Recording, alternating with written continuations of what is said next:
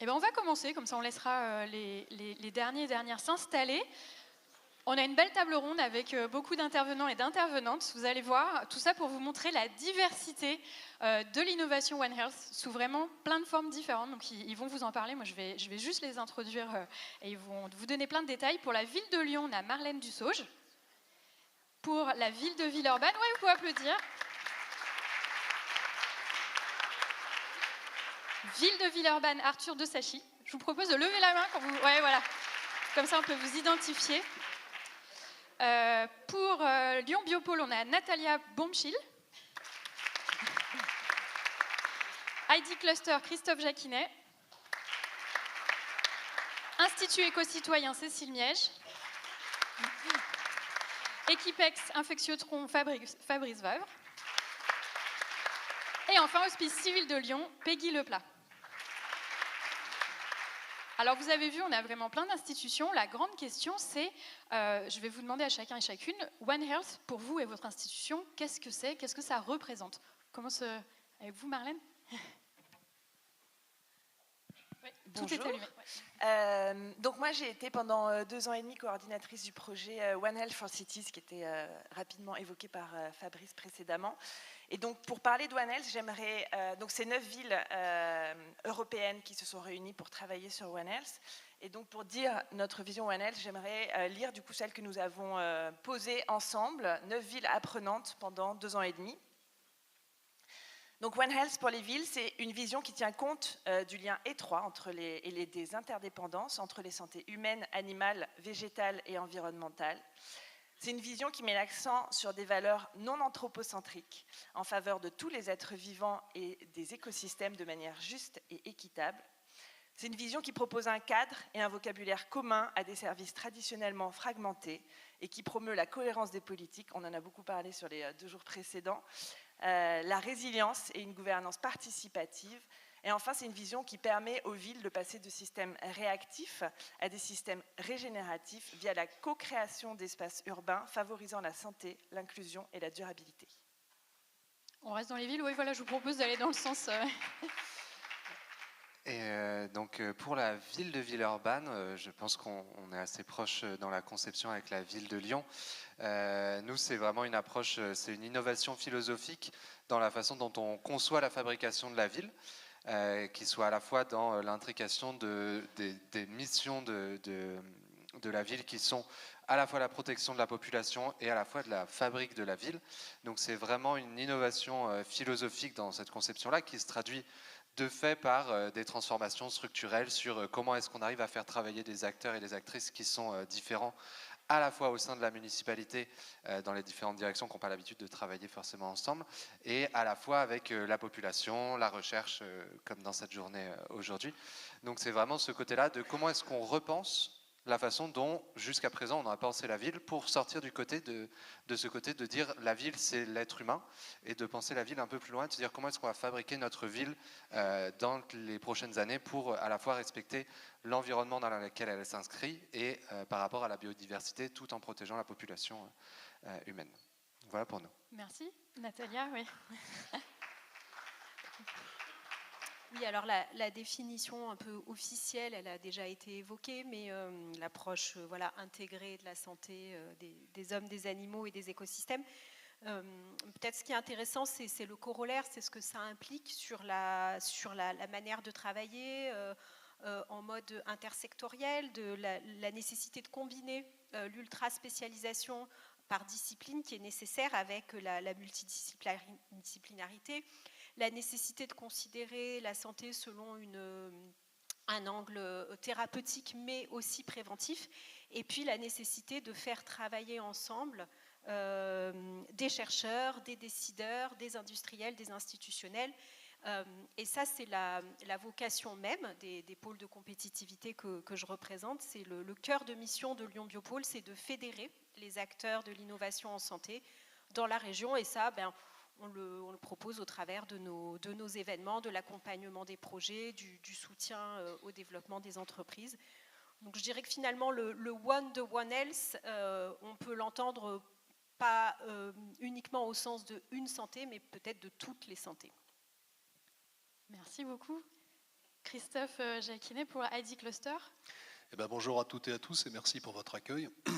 Le BioCluster, Infectious Disease Cluster, qui est un biocluster créé par le programme France 2030, a été créé pour préparer le pays et mieux préparer le pays au risque de pandémie, avec deux types de risques de pandémie, les pandémies antibiorésistantes et les pandémies, les maladies infectieuses émergentes. Donc vous avez compris, dès qu'on parle de risque de pandémie, on est obligé de raisonner One Health.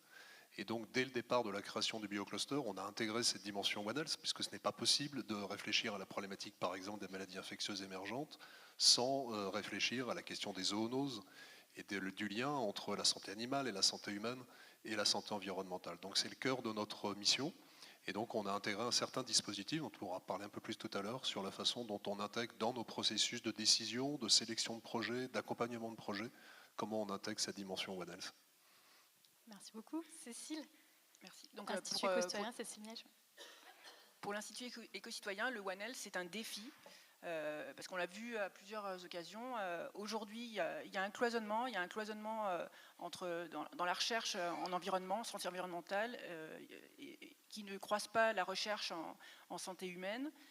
Et puis toutes les disciplines qui vont avec sont cloisonnées, la chimie environnementale, l'écotoxicologie, l'écologie, l'épidémiologie, la pharmacologie et les sciences politiques et le droit de l'environnement. Et donc toutes ces disciplines qui ne se croisent pas, c'est un problème. On observe aussi, c'est un défi, il faut décloisonner entre cette recherche académique et la société, composée par les citoyens, les acteurs économiques, les praticiens de la santé, les industriels. Donc il faut décloisonner, comme on l'a dit, tous ces secteurs.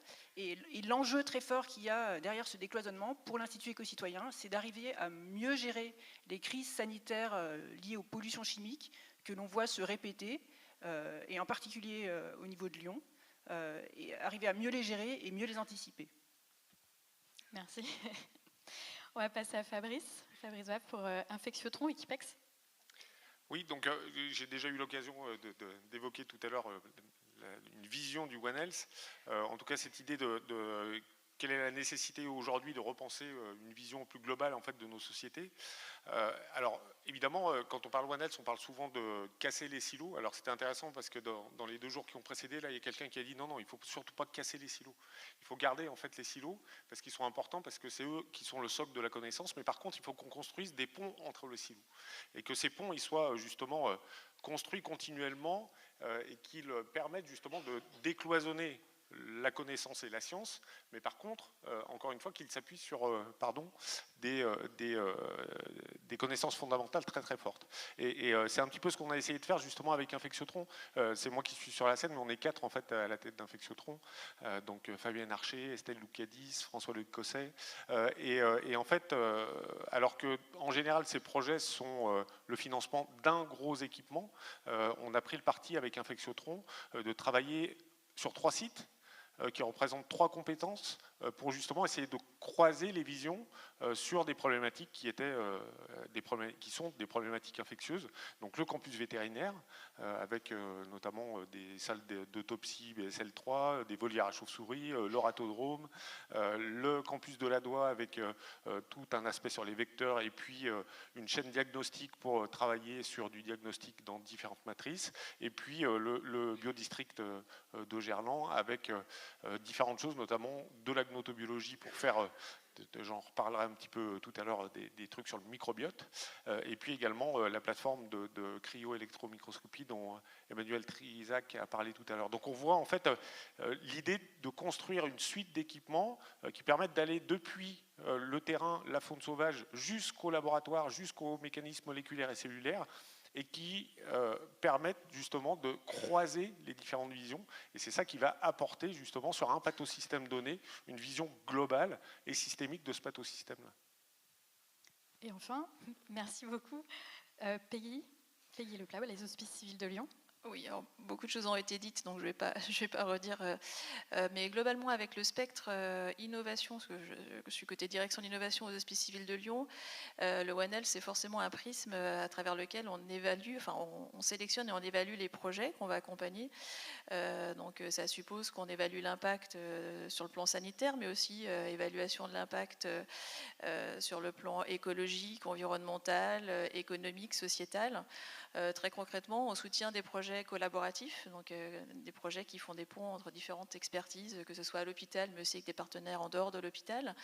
On intègre tout ce qui est durabilité des innovations qu'on va soutenir dès la conception de l'innovation. Et puis, le prisme, enfin, le critère RSE devient un critère clé. Les innovations qu'on accompagne maintenant ne sont plus que technologiques, mais elles sont aussi responsables, pérennes et inclusives. Voilà. Merci beaucoup. Alors, on va passer dans les exemples concrets, parce que je ne sais pas vous, mais maintenant qu'on a entendu un petit peu tout ça, on a envie de savoir exactement comment concrètement ça se transforme. Arthur, peut-être vous pouvez nous expliquer pour la ville de Villeurbanne ? Oui, tout à fait. Un des exemples qu'on a choisi de vous présenter aujourd'hui, c'est la question du moustique tigre, qui est une question qui est notamment extrêmement prévalente du côté de la population, qui est un vrai désagrément qui nous est remonté par l'ensemble des habitants et des habitantes, et sur laquelle la ville doit se positionner, parce qu'elle ne peut pas laisser sa population face à ce risque-là et à ce désagrément-là sans apporter de réponse. Donc il y a...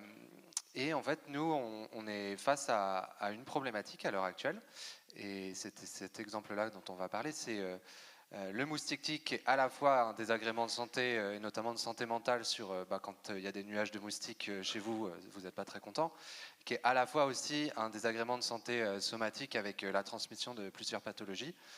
Et l'une des réponses principales à l'heure actuelle, ça reste la chimie.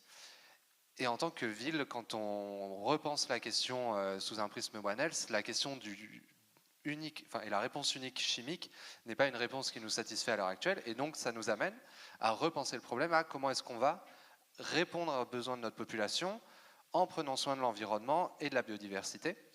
Et donc là, ça nous amène à un peu ce qui a été dit sur la question de construire des ponts, et donc ça nous amène à penser la question de où vivent les moustiques, comment ils se reproduisent, comment est-ce que évolue leur cycle de vie, notamment dans une période de réchauffement climatique où la période de vie des moustiques tigres a tendance à se rallonger. Et ça nous amène du coup structurellement à retravailler. Donc c'est là où moi j'interviens dans mon métier qui coordonne le contrat local de santé, c'est de créer des ponts, notamment entre directions qui n'ont pas l'habitude de travailler. Donc c'est poser la question avec les espaces naturels pour développer la prédation naturelle, c'est travailler avec les espaces et la direction de la construction pour que la réhabilitation, la rénovation et la construction de nos bâtiments ne favorisent pas les lieux de stagnation d'eau pour favoriser l'émergence des moustiques tigres. C'est travailler avec la direction et avec la population. On a un budget participatif, nous, qui permet de faire émerger des volontés et de faire vivre des projets par la population. Parce que dans une ville, la grande majorité des habitations et du bâtiment restent des lieux privés, donc dans lesquels la ville n'a pas d'action directe. Donc il y a un enjeu à travailler avec la population. Et donc voilà, donc il y a ce côté-là de créer des ponts, et après on a tout un enjeu de travailler de façon un peu innovante avec la recherche. On travaille beaucoup avec Vatagrosup à l'heure actuelle, avec ChapMed, ça a été dit déjà ce matin, sur trouver des nouvelles façons de faire, soit des nouvelles façons chimiques, soit des nouvelles façons naturelles, soit des nouvelles façons structurantes, architecturales, pour lutter efficacement contre cette question du moustique tigre. Et donc le prisme One Health, il nous permet de vraiment poser ça comme un principe de réflexion quand nous, services de la santé publique et notamment le service de santé environnementale, on est face à une problématique qui nous est remontée, qui va nous permettre de décloisonner un peu notre façon de faire et de vraiment revenir sur des choses beaucoup plus globales pour penser également à quand on fait quelque chose, quel impact ça a sur la biodiversité et sur l'environnement. Et donc c'est pour ça aussi qu'on est notamment ravis d'être là parce que la question de la recherche, c'est quelque chose qui est très mouvant, et donc nous on fait des choses à Villeurbanne, mais on n'a pas la prétention d'avoir ni toutes les bonnes réponses ni toutes les réponses tout court. Et donc c'est aussi une main tendue, cette table ronde, vers vous, si jamais vous avez des projets de recherche, si vous avez des envies de faire de la recherche avec Villeurbanne, on sera ravis d'en discuter sur plein de sujets One Health. Merci beaucoup. On va rester dans les villes avec Marlène. Merci beaucoup. Je vais reprendre un petit peu l'image qui a été évoquée dans la dernière présentation sur l'application. Nous, en 2022, post-Covid, One Health, c'était une évidence morale. mais comment appliquer ça, comment le transcrire au niveau du territoire. Et du coup, on a travaillé également sur tout ce qui est décloisonnement et construire des ponts, mais à différents niveaux. Donc il y a eu vraiment ce décloisonnement, disons, géographique avec le rassemblement de 9 villes européennes qui se posaient un petit peu les mêmes questions pour apprendre ensemble. J'aime bien appeler ces villes une communauté apprenante. Et on a abouti à un guide qui est très joli. Un guide qui propose 19 outils concrets, je te remercie, 19 outils concrets, toute une série d'études de cas et des conseils sur comment appliquer l'approche en milieu urbain. Et pour en arriver là, ce n'est pas juste les 9 villes, c'est aussi l'ensemble de leurs partenaires. Et donc au niveau local, sur la ville de Lyon, on a réuni une quarantaine d'acteurs, société civile, mais aussi et surtout, on a profité de l'écosystème lyonnais sur la recherche. On a beaucoup travaillé avec ShapeMed et on a vu un peu le résultat tout à l'heure.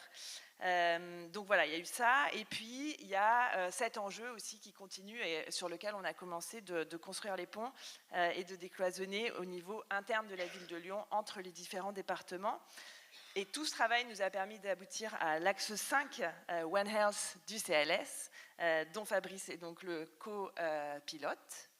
Et en fait, cet axe 5, il a pour ambition d'infuser One Health à toutes les échelles, donc au niveau politique et stratégique, au niveau des projets et au niveau des actions. Et ça touche aussi différentes thématiques, et c'est vraiment ça l'idée où on veut toutes les échelles et toutes les thématiques. On veut vraiment faire du One Health dans toutes les politiques.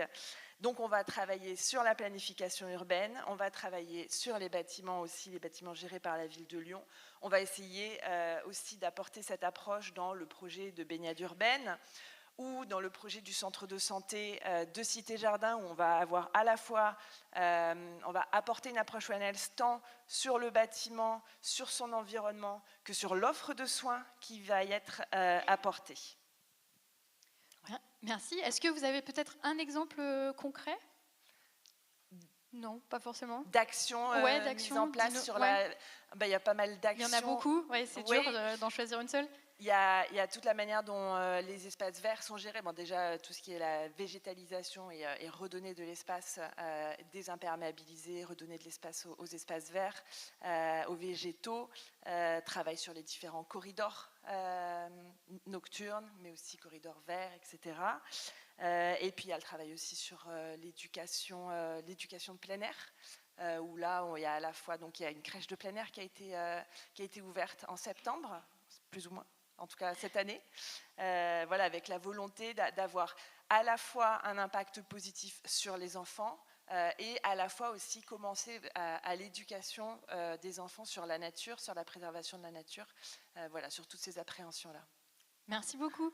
Justement, on parlait animaux nature. Je pense que Fabrice, on peut peut-être avoir un exemple concret de ces équipements qui permettent d'aller de la faune sauvage au laboratoire. Oui, donc l'idée c'est de ne pas donner justement un équipement, mais d'essayer de montrer comment il y a certains projets justement qui essayent de croiser ces différents équipements.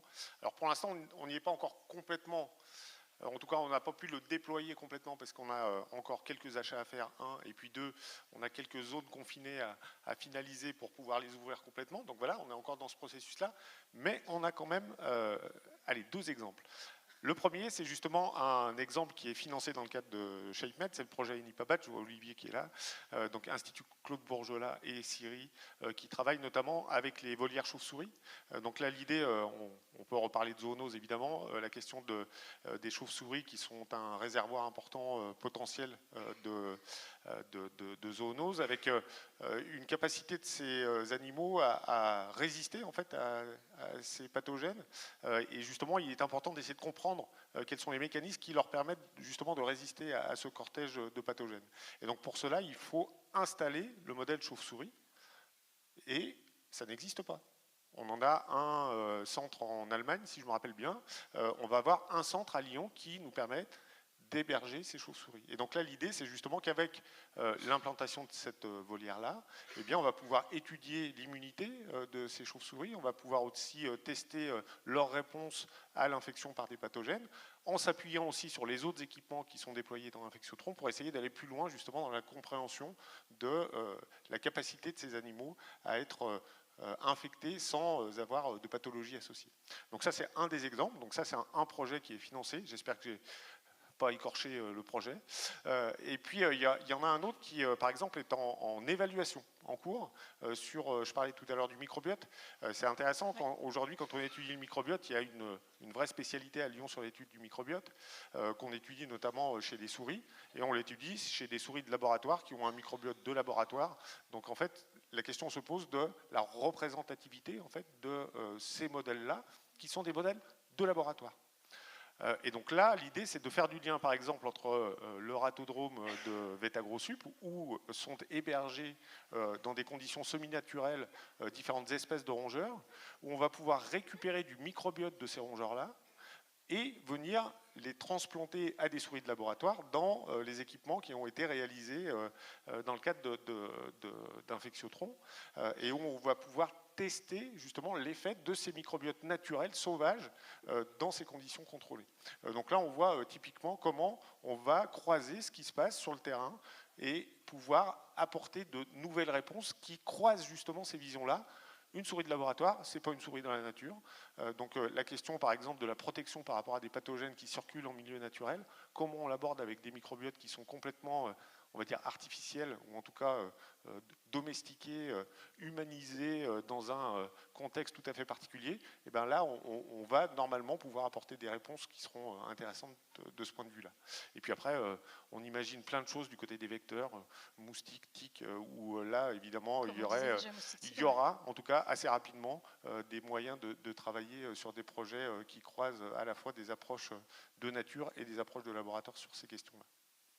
Merci beaucoup. Je vous voyais beaucoup dire oui, Christophe. Est-ce que vous pouvez un petit peu nous donner des exemples concrets pour Easy Cluster, Oui, évidemment, j'étais très attentif parce que en fait, la mission du BioCluster, pour ceux qui ne savent pas, ça vient après la recherche académique. C'est que dès qu'un projet en recherche et développement est au stade d'un prototype, le BioCluster a été créé pour aider à ce que le projet au stade prototype puisse devenir une réalité industrielle.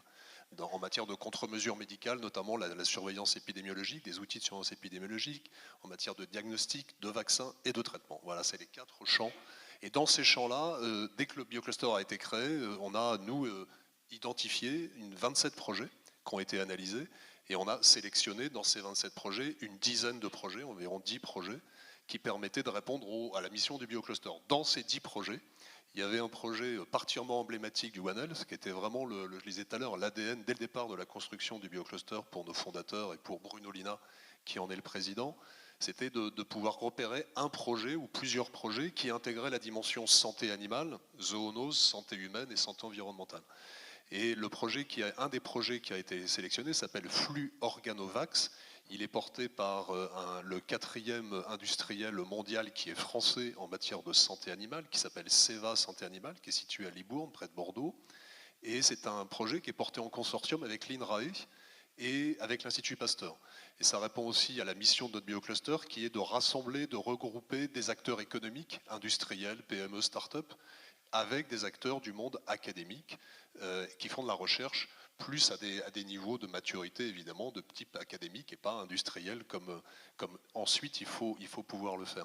Ce projet-là, il a 2 objectifs. Il traite de la grippe aviaire, la grippe porcine, influenza A, qui est, comme on le sait, comme vous le savez ici, puisque vous êtes de nombreux scientifiques, qui est un impact considérable en matière de grippe dans le monde. C'est en 90 ans, c'est 4 pandémies majeures dans l'histoire de l'humanité.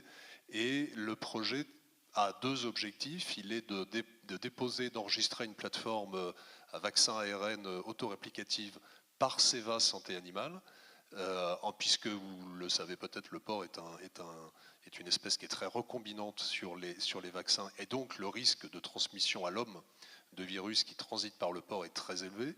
Et puis l'Institut Pasteur et l'INRAE se sont en consortium associés au projet en matière d'organes lymphoïdes du porc, de façon à permettre des expérimentations qui ne soient pas des expérimentations animales, mais qui soient des expérimentations à base d'organes lymphoïdes porcins. Et donc les 2 objectifs du projet ont été acceptés, ont été validés par notre BioCluster. Ils sont en cours de demande de financement France 2030 pour pouvoir aller plus loin. Mais on est vraiment là, comme je disais, sur quelque chose de très emblématique entre un acteur industriel, l'INRAE et l'Institut Pasteur, sur les 3 domaines en immuno et en organes lymphoïdes. Merci beaucoup pour cet exemple. On va justement passer à une actrice académique, puisqu'on en parlait, Cécile. Est-ce que vous pouvez un petit peu nous donner un exemple concret pour l'Institut éco-citoyen ? Oui, donc l'Institut éco-citoyen, donc c'est vraiment un outil très très concret pour mettre en œuvre la démarche One Health, et notamment pour gérer les crises sanitaires comme celle que nous traversons actuellement, les crises sanitaires aux pollutions chimiques par les PFAS. Alors d'abord, les instituts éco-citoyens, ce qu'il faut savoir, c'est qu'il en existe d'autres qu'à Lyon, à Fos-sur-Mer, dans les pays du Mont-Blanc, dans l'Aude, et que pour chaque territoire, ils ont une problématique qui est vraiment très très proche au territoire. Et donc l'Institut de Lyon, il a été créé juste là, en décembre 2025, il est tout neuf, et il est focalisé sur les PFAS, la crise PFAS et les pollutions chimiques industrielles. Donc l'objectif de ces instituts éco-citoyens, c'est vraiment comme un incubateur pour mettre en place la démarche One Health. C'est de faire se rencontrer donc les différents acteurs pour arriver à mieux résoudre ces crises ou arriver, si possible, à les anticiper et voire même un jour à les empêcher. L'objectif, plus précisément, c'est de contribuer à produire de la recherche sur les sujets des contaminants, ou alors d'être un lieu de médiation sur les connaissances déjà produites sur ces recherches. L'objectif, c'est d'arriver aussi à rendre actionnables toutes ces connaissances qui existent déjà pour qu'elles soient utilisées par les parties prenantes au niveau politique, réglementaire, législatif. On en parlera un petit peu plus d'ailleurs dans la table ronde de cet après-midi. Voilà. L'objectif, je le dis en troisième, mais en fait il est très très fort, c'est de mettre le citoyen au cœur de toutes ces réflexions, de prendre en compte toutes les inquiétudes citoyennes, de faire participer les citoyens à la recherche, sur tout le processus, y compris l'identification, la priorisation des questions de recherche à mener.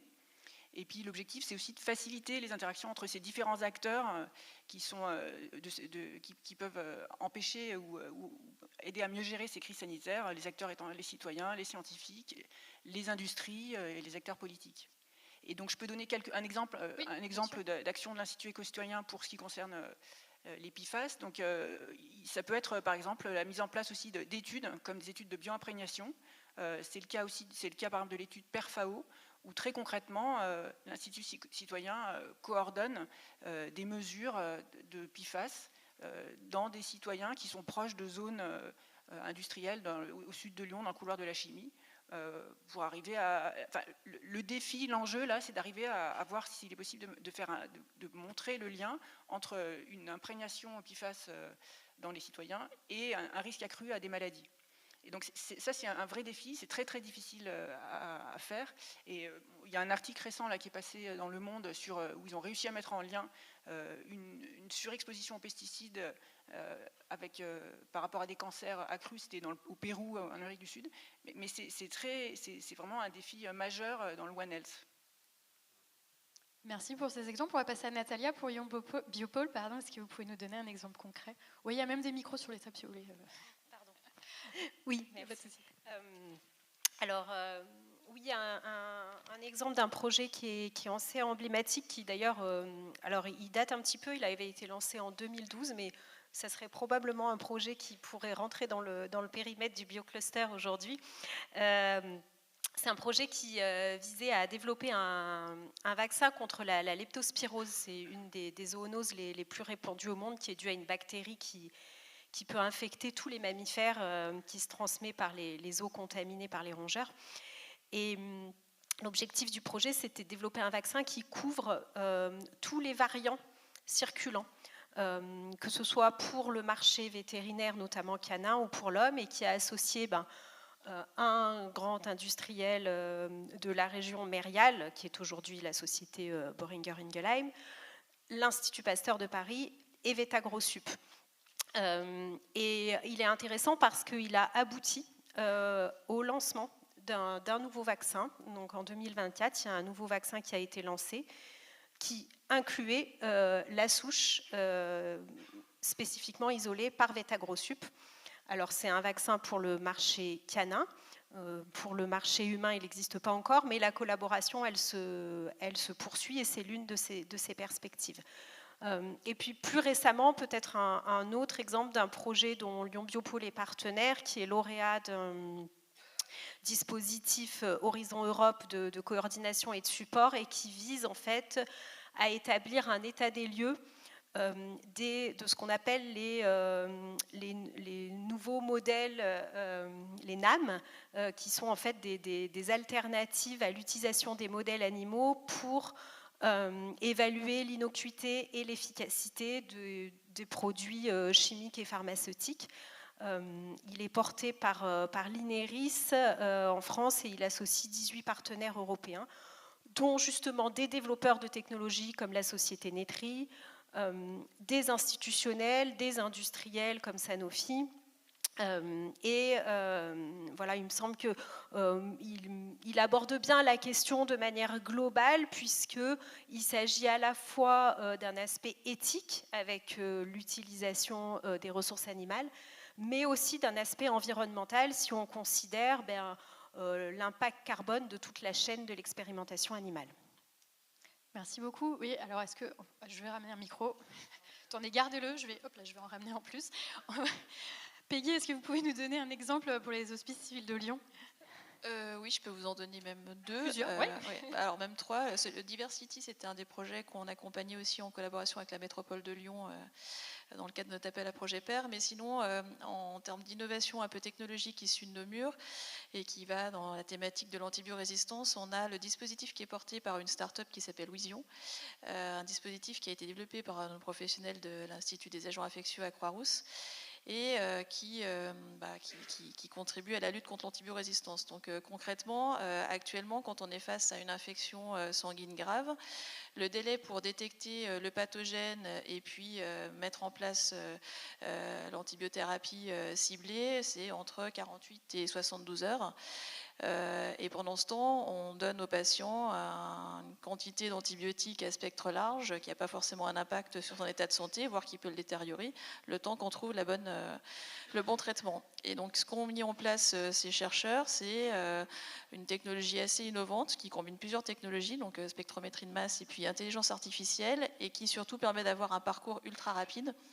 Entre le prélèvement sur le patient, l'analyse automatisée et ensuite l'identification à la fois du pathogène et de ses résistances qui vont aider à déterminer le bon antibiotique en face, et on est sur moins de 2 heures.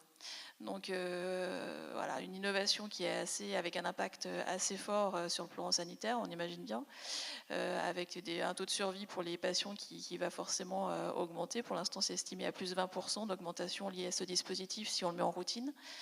Un impact environnemental, puisqu'on est sur de la thérapie ciblée, on limite l'utilisation d'antibiotiques et donc on limite les rejets et puis tout ce qui va avec dans l'environnement. Et voilà, puis une innovation qui est aussi illustrée par le fait que ce soit issu de nos murs, mais surtout porté par un collectif, puisque ça se fait en partenariat avec l'université, bien sûr, et puis des industriels comme Siex au départ pour la partie algorithme, et puis Biomérieux qui a rejoint la start-up depuis et qui est avec nous actionnaire, parce que là c'est une petite révolution chez nous. C'est la première fois qu'on était actionnaire d'une start-up qui est née chez nous. Alors on a 1%, hein, donc on est loin d'être riche, mais voilà, c'était une petite révolution.